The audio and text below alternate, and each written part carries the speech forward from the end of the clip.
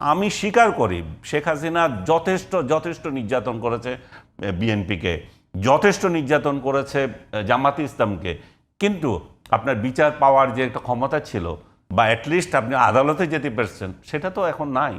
সেটা তো আদালত তো এখন কমপ্লিটই হয়ে গেছে। কালকে গত রাতেই আমি যে দেখছিলাম সন্ধ্যায় 244 জনের মতো, মানে 250 মতো লোককে গ্রেপ্তার করা হয়েছে। ঢাকায় এসে তারা মিছিল করেছে সেই জন্য। এবং এই গ্রেপ্তারকৃতদের সম্পর্কে আবার আমাদের উপদেষ্টা বলছেন যে এরা যাতে জামিন না পায় সেরকম ব্যবস্থা উনি করবেন। তো তাহলে আইন আদালত কোথায়, রাষ্ট্র কোথায় এখানে? জামাতের যে পরিমাণ শতাংশের কথা বলা হচ্ছে 30-33%, মানে এটির কারণ কি? মানুষের মনে কি পরিবর্তন আসলে হলো? পরিবর্তন এসছে যে উনি যেটা বললেন যে ওনার দলের প্রতিষ্ঠাতা একজন মুক্তিযোদ্ধা, ওনারা আজকে কি মুক্তিযুদ্ধের পক্ষে কোনো লোক আছে? এই যে কথাটা উনি খুব হৃদয় থেকে বলছেন এবং আন্তরিকভাবে বিশ্বাস করে বলছেন। কিন্তু এই বাস্তবতা আবার উনি দেখছেন না যে আজকে 5 আগস্টের পর থেকে মুক্তিযুদ্ধকে এবং মুক্তিযোদ্ধাদের যেভাবে অপমান করছে, মুক্তিযুদ্ধের সর্বাধিনায়ক বলবো না, মুক্তিযুদ্ধের যিনি স্বপ্নদ্রষ্টা, এই দেশটা যিনি স্বাধীনতা যিনি অগ্রণী ভূমিকা পালন করেছেন, যিনি একসময় ওনারও নেতা ছিলেন বা ওনার আদর্শের লোক ছিলেন, বঙ্গবন্ধু শেখ মুজিবুর রহমান, তাকে এত বিশ্রীভাবে অপমান করা হলো। দ্বিতীয়বার মৃত্যু হলো তার এই 15ই আগস্টের পরে, আবার 5 আগস্টে। তো এত তার মূর্তিকে কীভাবে ভাঙা হলো, মানে কি না করেছে অপমান। তার বাড়ি ভাঙা হলো, তার বাড়িতে আগুন দেওয়া হলো। তো এত কিছুর পরে মুক্তিযোদ্ধাদের গলায় জুতা মালা দেওয়া হলো। তো এগুলা কারা করেছে? এগুলা করেছে এনসিপির কিছু লোক করেছে, মনে করেন জামাত করেছে। আবার উনি বলবেন যে না আমাদের লোক করে নাই, কিন্তু উনারা কি এটার কোনো প্রতিবাদ করেছেন? মুক্তিযুদ্ধের লোক হয়ে থেকে উনারা আওয়ামী লীগ এবং মুক্তিযুদ্ধ দুটাকে ঘুলিয়ে ফেলতেছেন। আওয়ামী লীগ আর মুক্তিযুদ্ধ, আপনি আওয়ামী লীগকে ইয়ে করেন, তার রাজনীতিকে আপনি মাটিতে মিশিয়ে দেন, কিন্তু আপনি মুক্তিযুদ্ধকে যখন অপমান করছে, আবার আপনি যদি মুক্তিযুদ্ধের একটা দল হয়ে থাকেন, সেটা তো প্রতিবাদ করতে হবে।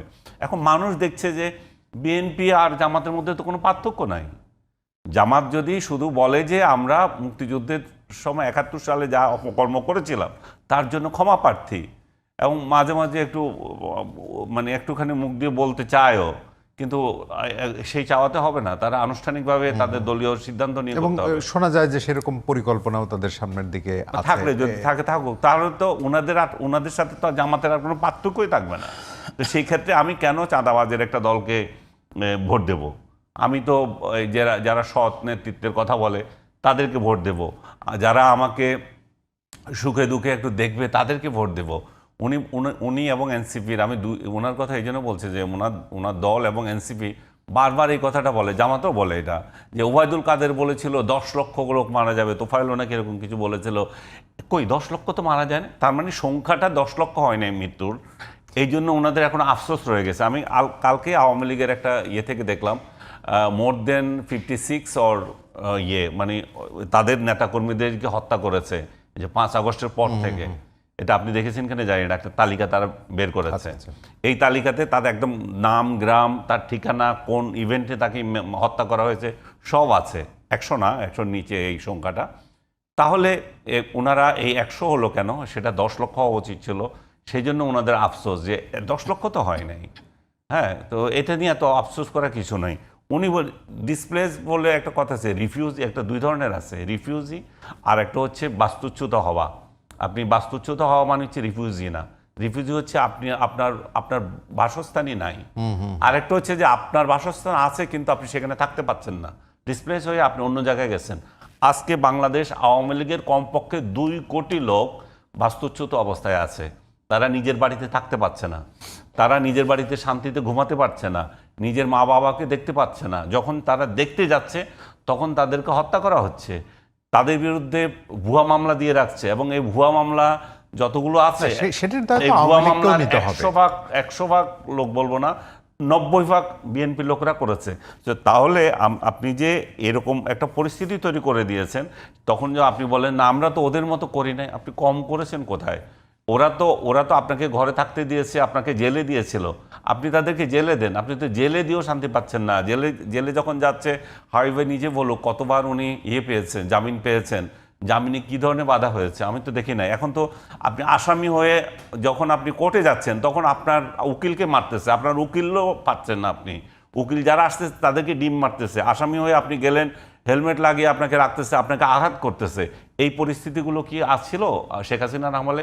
আমি স্বীকার করি শেখ হাসিনা যথেষ্ট নির্যাতন করেছে বিএনপিকে, যথেষ্ট নির্যাতন করেছে জামাতে ইসলামকে, কিন্তু আপনার বিচার পাওয়ার যে একটা ক্ষমতা ছিল বা অ্যাটলিস্ট আপনি আদালতে যেতে পারছেন সেটা তো এখন নাই। সেটা তো আদালত তো এখন কমপ্লিটই হয়ে গেছে। কালকে গত রাতেই আমি যে দেখছিলাম সন্ধ্যায় 244 জনের মতো, মানে 250 মতো লোককে গ্রেপ্তার করা হয়েছে। ঢাকা এসে তারা মিছিল করেছে সেই জন্য। এবং এই গ্রেপ্তারকৃতদের সম্পর্কে আবার আমাদের উপদেষ্টা বলছেন যে এরা যাতে জামিন না পায় সেরকম ব্যবস্থা উনি করবেন। তো তাহলে আইন আদালত কোথায়, রাষ্ট্র কোথায় এখানে? আর আপনি আরেকটা কথা বলছেন যে ইয়ের কথা, যে চাঁদাবাজি যে অভিযোগটা আমি এটা খণ্ডন করেছি। চাঁদাবাজি আসলে ওনার লোকরা করছে, কিন্তু সেটা অতিরিক্ত। চাঁদাবাজির একটা ইয়ে আছে, চাঁদার একটা কোটা আছে। এখন কোটা ছাড়া হয়ে গেছে। শুধু তো ওনাদের দলে না, জামাতে ইসলামও যাচ্ছে, এনসিপিও যাচ্ছে। এত কোটা তো আর যে দিবে সে তার কাছে তো এত কোটা নাই। আবার ওনার দলের 3 গ্রুপ যাচ্ছে, এটাই হচ্ছে সমস্যা। চাঁদাবাজি কোনো সমস্যা না, চাঁদাবাজি ইহকাল থেকে হয়েছে। আওয়ামী লীগের আমলে ছিল যে আমরাই চাঁদা খাবো, তোরা আর কেউ নাই এখানে। এখন তো সবাই চাঁদাবাজ। তো এখন মানুষ তো দিশেহারা হয়ে গেছে। এই জন্য এই অবস্থা থেকে উত্তরণ দরকার। আর আরেকটা বিষয়, আপনি জরিপের কথা বলতেছিলেন, বারবার ওনাকে জিজ্ঞেস করছিলেন যে 78% লোক সমর্থন করে। যে প্রতিষ্ঠানে এই জরিপটা করেছে তারা তো এই জরিপটা করেছে, আপনারা এটা বলেন না কেন? সেখানে তো বলা হয়েছে, আমি যদিও এইসব জরিপ বিশ্বাস করি না, এগুলো নানান রকম গ্রাউন্ড আছে, সব ধান্দাবাজি প্রতিষ্ঠান এগুলা।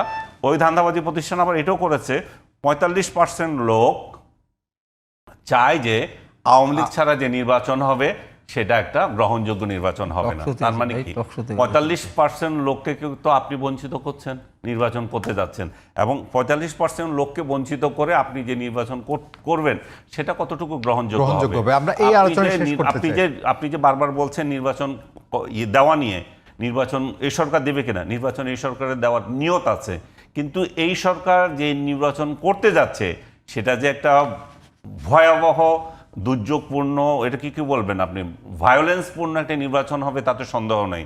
আর এবং এই সরকার এই নির্বাচন করতে পারবে কিনা সেটারও সন্দেহ আছে। আমরা শেষ করতে চাই। আমি একটু প্রিয় এই নির্বাচন নিয়ে দর্শক শ্রোতারা, আমি আমার প্রিয় সাংবাদিক আনিস আলমগীর একটা হাততালি দিই। মনে করে দিতে চাই, আনিস আলমগীর ভাই চিরাঙ্গে মৃত্যু হত্যাকে কেন্দ্র করে এসপির বউ বাবুল তার বউকে হত্যা করলো। 10 থেকে 15,000 দাড়িওয়ালা টুপি পরা জামাত বিএনপি গ্রেপ্তার হয়েছিল। কোন মাসে? রমজান মাস যখন চলতেছিল। কতবার চিল্লাই বলছি, দেখা যাবে শেষ পর্যন্ত বাবুল হত্যা করেছে, এর সাথে জঙ্গিদের কোনো সম্পর্ক নেই। তাই তো হলো। এই যে 15,000, 10,000, 15,000 মানুষকে বাণিজ্য করলেন এবং ইফতার খাইতে দিলেন না, সেহরি খাইতে দিলেন না, তারাবি করতে দিলেন না। শেখ হাসিনার ওই অপ্রশাসনকে তো আমি সমর্থন করব না। আমাকে সময় তো কম, বলতে দিন। ভুলে যান কেন? আপনি এখন ভুলে যাচ্ছেন, এখন আপনি ভুলে যাচ্ছেন। আমরা তো বিনা কারণে, আমি তো কয়বার আহত হলাম রাজপথে, আমি তো কতবার জেলে গেলাম বিনা কারণে। আমাকে তো বিনা কারণে টক সাজা দিল। আপনি কার সামনে কি কথা বলেন? আমি ক্ষত বিক্ষত রাস্তায় একবার কয়েকবার। আর এই যে আমাদের যে একজনের জামিন কতবার করে জেল গেট থেকে ধরে, আপনি জানেন? ওই যে 45% কথা 45%, ওইটা বলি মানে কি হবে? আরে 45% রাতের বেলা ভোট কেটে নিয়ে গেল। আমাকে ক্ষত বিক্ষত গেল 26শে ডিসেম্বর 2018 হেলিকপ্টার ঢাকা শেষ করি। ফখরুল আলমগীর সহ আমাদের প্রতিজন কে ভোট করতে দিল না। আহত হলাম আমরা 50 জনের মতো, গয়েশ্বর দাদা থেকে শুরু করে এনিম শহীদুল কি মাহমুদুল খোকন সহ ভোট আমাদের করতে দিল না। 14 সালে একা ভোট করে নিয়ে গেল 103 না 53 না বলি তো কথা। উনি তো বলতেছেন, মানে মানুষ যখন দেখতেছেন ওনার দিকে তাকায় থাকে, উনি কোথা থেকে আসছেন হঠাৎ করে। তারপর 2024 সালে আমাদের অফিস বন্ধ করে দিল। ওই যে কি ক্রাইম সিন নাকি ঘোষণা করলো। আমি তো ছিলাম লাস্ট পর্যন্ত স্টেজে, যদি আমার সাজা ছিল 4 বছর, তারপর আমি স্টেজে ছিলাম।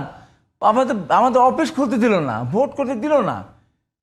এবং এখন উনি তো 45% বলছেন। ওই যে 2000 বলছেন না, মানে জরিপে না, প্রতিবার মানুষ ভোট দিতে পারে না। 2024 সালে 7ই জানুয়ারিতে নির্বাচনটা হয়েছিল।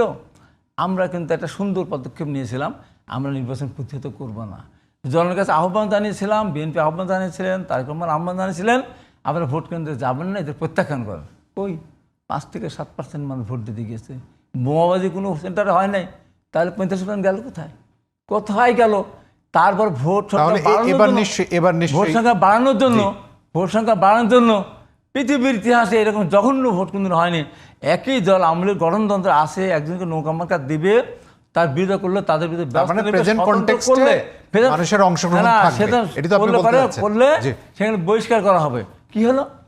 আওয়ামী লীগের সভানেত্রী নৌকা মার্কার প্রতীকের পক্ষে ভোট চাচ্ছে, ওই জেলায় আরও 2 জন স্বতন্ত্র প্রার্থী তারা ভোট চাচ্ছে, মানে ভোটের সংখ্যা বাড়ানোর জন্য।